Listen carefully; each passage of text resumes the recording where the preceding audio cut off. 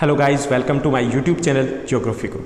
आज हम पढ़ने वाले हैं, समझने वाले हैं, बात करने वाले हैं क्लास 10th हिंदी की वर्कशीट नंबर 21 के बारे में। आज की वर्कशीट है कुछ अलग है, बहुत मज़ेदार है, काफ़ी कुछ हम नया सीखने वाले हैं। आज हम बात करेंगे औपचारिक पत्र कैसे लिखा जाता है, बहुत इंपॉर्टेंट है ये। तो चलिए शुरुआत करते हैं। सबसे पहले आप अपनी स्क्रीन के ऊपर जैसे कि देख पा रहे हो, ये हमारी वर्कशीट नंबर कौन सी है, 21 नंबर है। डेट जो दी गई है वो है 21 अगस्त 2020।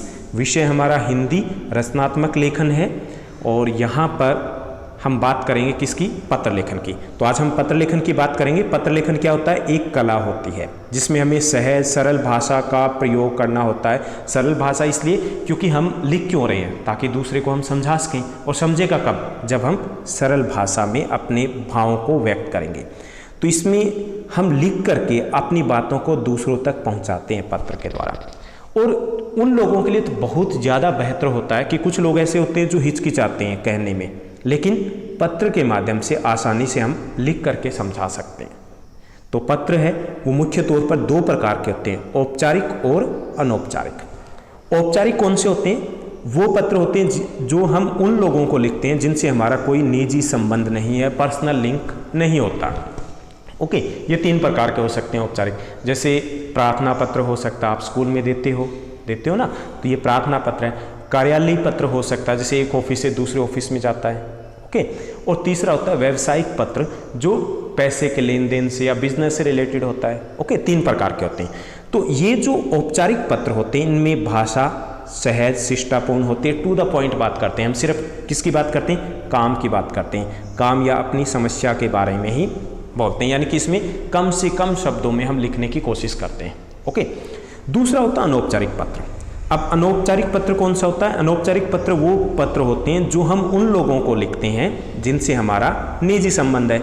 जैसे आपने अपनी मासी को लिखा, अपने फूफड़ को लिखा, अपने नाना जी को लिखा, अपनी नानी जी को लिखा, अपने फ्रेंड को लिखा, अपने पेरेंट्स को लिखा, माता पिता को लिखा, तो वो क्या है, अनौपचारिक पत्र हैं।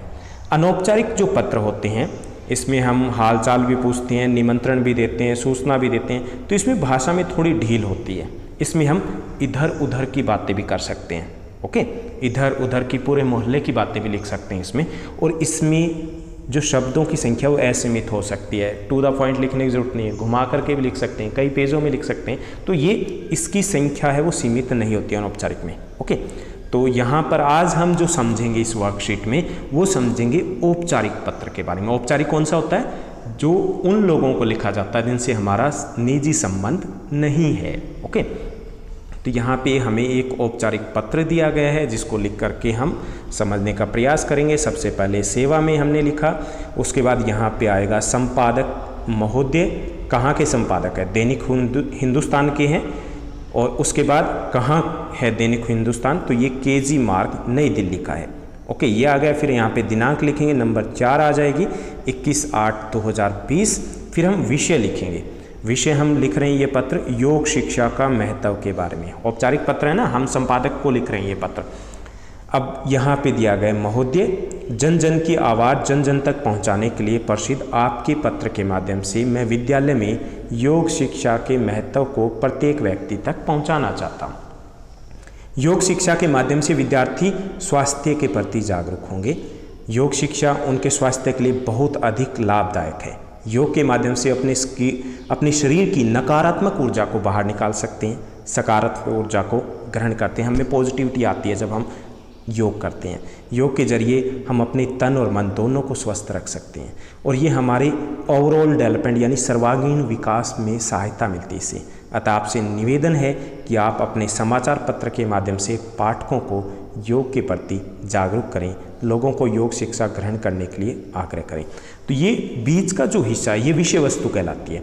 ये तो अलग अलग रहेगा, फॉर्मेट हमें देखना कि कैसे लिखा जाता है। सेवा में फिर किसको है, संपादक महोदय को लिख रहे हैं, दैनिक हिंदुस्तान केजी मार्ग नई दिल्ली को लिख रहे हैं। फिर दिनांक आती है और दिनांक के बाद विषय के किस बारे में हम लिख रहे हैं। ओके, फिर महोदय हो गया, महोदय अगर पुरुष है, अदरवाइज क्या लिखेंगे, महोदया लिखेंगे। फिर ये विषय वस्तु है धन्यवाद, और फिर हम भवदिया, यानी कि अंत में हम भवदिया अगर लड़की है तो, और अगर हम लड़के हैं तो यहाँ पे लिखा जाएगा भवती। आप स्कूल में लिखते हो तो कैसे लिखते हो? स्कूल में आप आज्ञाकारी शिष्य या आज्ञाकारी शिष्य लिखते हो। यहाँ पे आप प्रार्थी भी लिख सकते हो, जो सभी के लिए, चाहे वो स्त्रीलिंग पुल्लिंग हो, एक ही रहेगा। उसके बाद जो 6, 7, 8 नंबर दिया गया है, यहाँ पे क्या आएगा? आपका नाम आएगा। आप अपना नाम लिखने वाले हो यहाँ पर। ओके, नाम लिखने के बाद यहाँ पर आपने अपना नाम लिखा, फिर आप अपना पता लिखोगे और फिर यहाँ पर अपना मोबाइल नंबर लिखोगे। तो इस तरीके से आपका ये लिखा जाएगा।